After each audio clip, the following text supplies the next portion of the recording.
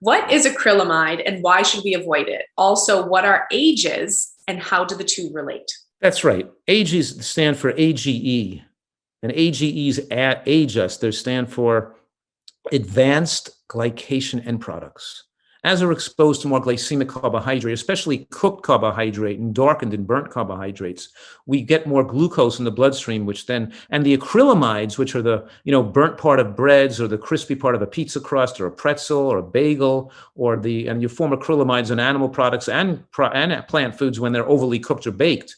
Most of our cooking is like water-based cooking, wok-ing, blanching, steaming, cooking in a stew, or, we're not trying to darken, blacken, or make things crispy, because you increase acrylamide formation, and acrylamide formation increases AGEs buildup in the body too, over just regular consuming glucose. And some people, scientists, consider them a mild carcinogen because they have some mild carcinogenic effects. But mostly it's just they do promote aging. And you don't want to burn toast or make your toast brown. We're trying to undercook our food and mostly cook with water-based cooking methods to prevent the formation of acrylamides and excessive AGEs in the body. So AGEs age us, and when the diabetic becomes, blind with diabetic retinopathy or macular degeneration, and then it's because the buildup of AGEs in the reactive oxygen species that are primarily responsible. But of course, we accelerate aging with excess animal protein because then you build up uric acid, urea, and ammonia too, which also are very toxic in the body. All the extra protein is turned into toxic waste. We can store the extra fat as fat, but the extra protein the body turns into, acids and toxic waste products and other toxins that affect brain function. So it's almost like this combination of processed foods and high glycemic carbohydrates with animal products, particularly animal products that are cooked with barbecue and grilled and fried and flame broiled. And that combination is particularly deadly, and it's almost as if I say that the American diet's been designed by ISIS, or by scientists to kill people, because the worst things you could possibly do to accelerate aging and cause cancer, that's what Americans do, the very worst. We combine the worst plant material, which is cooked and baked and crispy and crusty and, chips and pretzels, with these overly cooked animal products, and we put them both together in a diet. It's just almost disgusting. So Dr. Fuhrman, I love air fries. Would you say that air fries are probably not the best? Are there going to be, is there acrylamide formation in air fries? If they get a little bit, probably, if you brown to the degree that they're browned, they're probably, do they get a little brown and crispy when you put them in the air fryer? Yeah.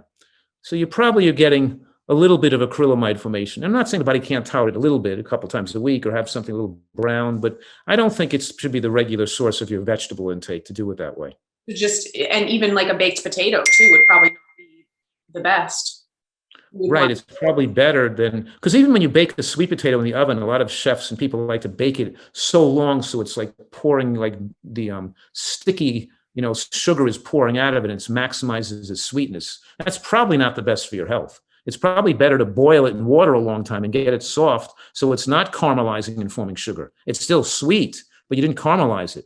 So it's probably better, to make things in a soup or a stew. Cooking potatoes or sweet potato in a stew with a water base is probably healthier than baking it in the oven until it's really, because you've got to cook a potato a long time to get it to be soft in the oven too.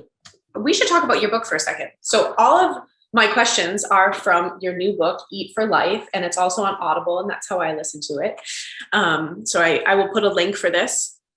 And in this book, you speak about how coffee has acrylamide as well. And now America is very addicted to coffee because we're not getting a lot of sleep. And then we go to coffee, we go to the caffeine beverages, but there is a high amount of acrylamides in coffee. Is that correct? Yes, anything that's roasted and darkened or blackened is exposing you to more acrylamides. That's why green tea is better than like even black tea. And that's why herbal teas, but they're not roasted. But keep in mind, a lot of people don't know that eating a hot steaming beverage can irritate the tongue and the throat passageways, increasing your risk of tongue and throat cancer from the chronic exposure to the hot beverage just being hot, even if it was just plain water being hot.